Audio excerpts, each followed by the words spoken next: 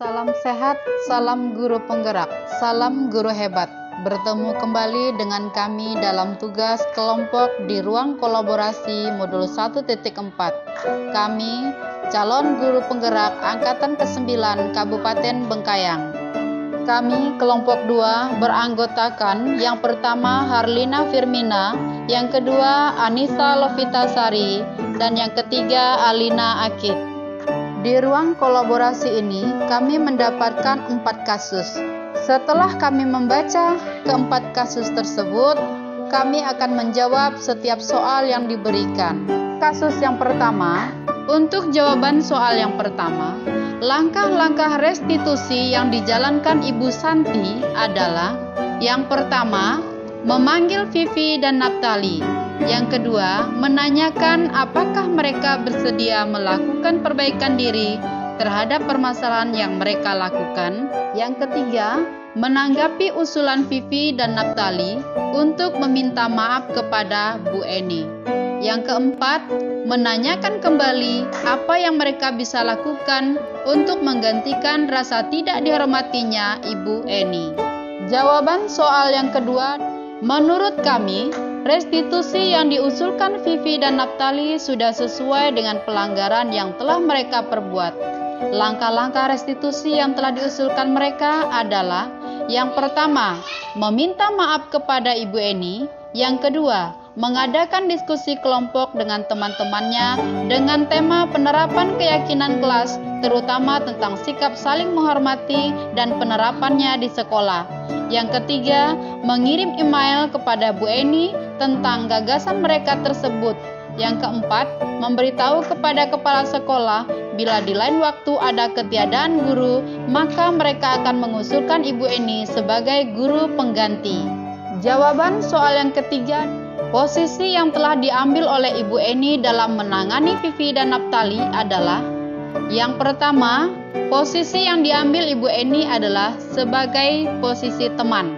Dalam posisi teman, ditandai dengan kata-kata, "Ayolah, tugasnya dikerjakan," dan Ibu, santai saja, Bu." Untuk posisi yang kedua, yaitu posisi pembuat merasa bersalah, dan ditandai dengan kalimat, "Nanti Ibu ditegur Bapak Kepala Sekolah kalau kalian tidak kerjakan tugas. Tolong bantu Ibu ya." Jawaban soal keempat, jika saya adalah Pak Hasan selaku kepala sekolah, saya mendukung langkah-langkah restitusi yang ditempuh oleh Ibu Santi, karena tujuan langkah-langkah restitusi tersebut dapat memberikan dampak positif atau nilai kebajikan bagi pelanggar aturan, yaitu Vivi dan Naptali, bagi korban, yaitu Ibu Eni, dan bagi lingkungan warga sekolah. Kasus kedua. Dalam kasus kedua, setelah kami baca, kami mendapatkan 3 soal pertanyaan. Untuk soal pertanyaan yang pertama, sikap posisi yang diambil oleh Bapak Lukman adalah posisi penghukum dan pemantau. Dalam posisi penghukum, indikatornya menggunakan kata-kata dengan nada tinggi. Indikatornya yang pertama, "Ya sudah, kamu sudah melanggar peraturan sekolah." Yang kedua, "Kamu salah, sudah terlambat, salah pula warna sepatunya." Yang ketiga, "Segera buka sepatumu kalau tidak bisa mengenakan warna sepatu sesuai peraturan." Yang keempat, "Tidak, kamu telah melanggar peraturan sekolah. Kalau tidak sanggup ambil sepatu di rumah atau diantarkan sepatu ke sekolah, ya sudah, kamu tidak bersepatu saja seharian di sekolah." Yang kelima, "Sekarang copot sepatumu dan silakan belajar tanpa sepatu seharian."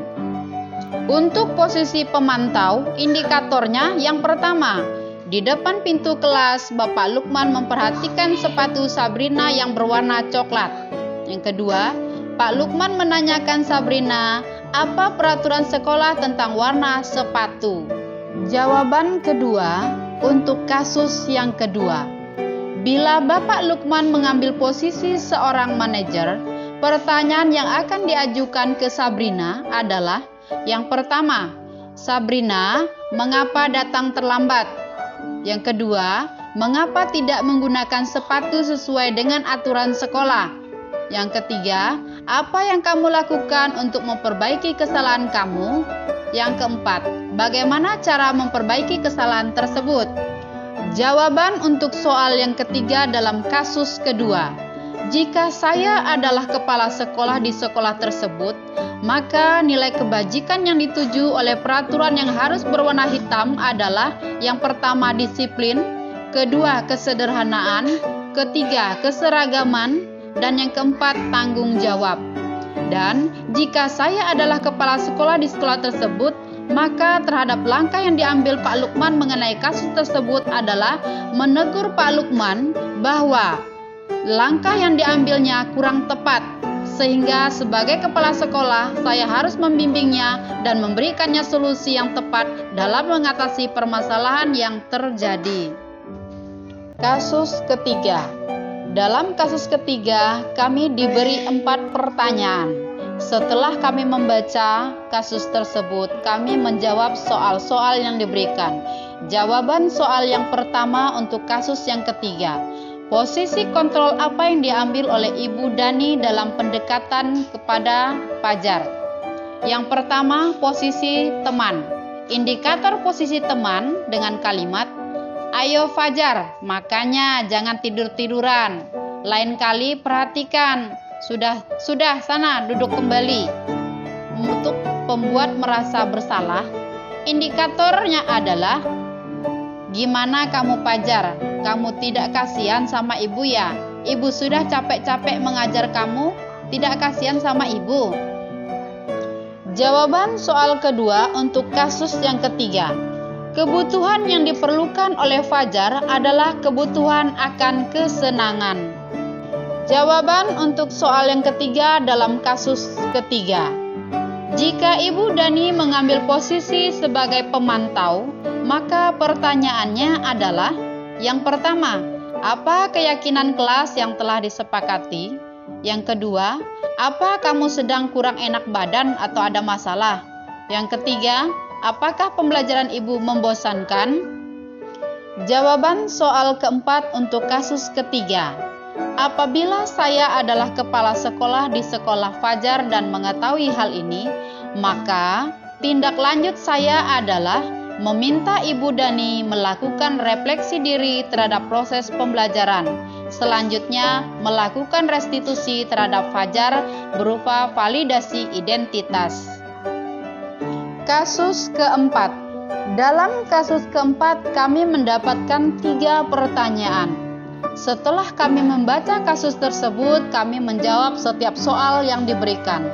Jawaban untuk soal yang pertama dalam kasus keempat ini adalah, posisi kontrol yang telah dipraktikkan oleh kepala sekolah yaitu Ibu Suti adalah posisi manajer. Hal-hal yang dilakukannya adalah, yang pertama, menenangkan keduanya. Yang kedua, memberi penjelasan bahwa membuat kesalahan adalah hal manusiawi dan mempertahankan diri adalah hal yang penting. Yang ketiga, bertanya keyakinan sekolah yang disepakati. Yang keempat, apa yang dapat dilakukan untuk memperbaiki kesalahan yang dilakukan terhadap Anto. Yang kelima, memberikan solusi kepada Dino untuk belajar menjahit kepada Pak Irfan selaku guru tata busana. Jawaban untuk soal nomor 2 dalam kasus keempat. Dino dan Anto dikuatkan dengan mengatakan bahwa berbuat kesalahan adalah hal yang manusiawi dan mempertahankan diri adalah hal yang penting. Jawaban untuk soal yang ketiga dalam kasus keempat.